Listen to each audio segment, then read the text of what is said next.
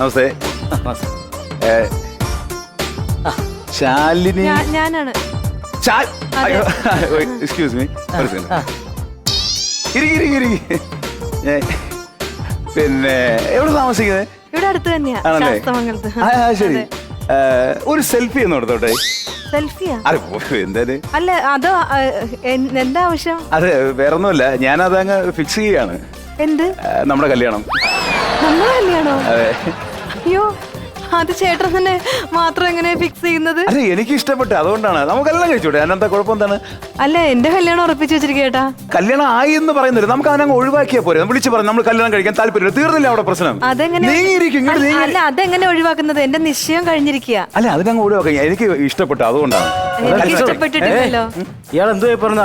ആ പുള്ളിക്കാരത്തിയുടെ കല്യാണം ഏകദേശം ഉറപ്പിച്ചു വെച്ചിരിക്കുവാ, പിന്നെ ഇയാൾ വന്ന് എന്തിനാ നിർബന്ധിക്കുന്നത്? അല്ല മിസ്റ്റർ, ഞങ്ങളത് പേഴ്സണൽ കേസാണ്, നിങ്ങൾ എന്തിനാണ് ഇതിനകത്ത് ഇടപെടുന്നത്? അല്ല, പേഴ്സണൽ കേസ് ഇവിടുത്തെ സ്റ്റാഫ് ആയതുകൊണ്ട് നമുക്ക് ഇടപെടാം.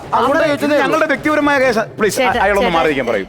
ഞാൻ സംസാരിക്കും. അതെ ചേട്ടന് വേറെ എന്തെങ്കിലും ആവശ്യം ഉണ്ടെങ്കിൽ ഇപ്പൊ എന്നോട് ചോദിച്ചു കഴിഞ്ഞാൽ ഞാനത് സാധിച്ചു. ഇപ്പൊ എന്റെ ജീവിത അഭിലാഷം എന്ന് പറയുന്നത് തന്നെ കല്യാണം കഴിക്കുന്നുള്ളത്.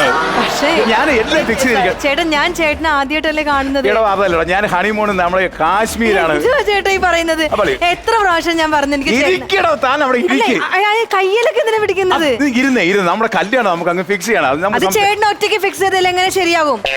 എനിക്ക് ഇഷ്ടപ്പെടേണ്ട ചേട്ടനെ. എനിക്ക് ചേട്ടനെ ഇഷ്ടമല്ലല്ലോ. ഞാൻ എത്ര പ്രാവശ്യം പറഞ്ഞു എനിക്ക് താല്പര്യമില്ല എന്ന്. ഹണിമൂൺ നമ്മൾ കാശ്മീരിൽ. ഹണിമൂൺ ആണെങ്കിൽ ചേട്ടൻ വേറെ വല്ലവരും ആലോചിച്ചിട്ട് കല്യാണം കഴിച്ചിട്ട് അവരെയും കൊണ്ട് പോകണം. അല്ലാതെ എന്റെ അടുത്തോട്ടാണ് ചേട്ടൻ വരുന്നത്.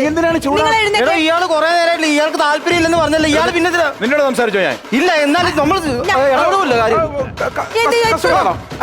കസ്റ്റമർ ആണെന്ന് വിചാരിച്ചിട്ടാണ് നമ്മൾ ഇവിടെ പിടിച്ചിരുത്തിയത്. പക്ഷെ പുള്ളി പറയേണ്ടത് പുള്ളിക്ക് ഇപ്പൊ എന്നെ കല്യാണം കഴിക്കണം. എനിക്ക് ഇഷ്ടപ്പെട്ടല്ലോ. എനിക്ക് താല്പര്യമുണ്ടല്ലോ. അങ്ങനെ പറഞ്ഞു ഈ കുട്ടിയുടെ കല്യാണം ഉറപ്പിച്ച് വെച്ചിരിക്കുക, പിന്നെ എങ്ങനെ ശരിയാവും? എന്റെ താല്പര്യമാണ്, എനിക്ക് താല്പര്യമുണ്ട്. അതുകൊണ്ട് കുട്ടിക്ക് താല്പര്യമില്ലെങ്കിൽ എങ്ങനെ ശരിയാവും? എനിക്ക് താല്പര്യമുണ്ട്. എനിക്ക്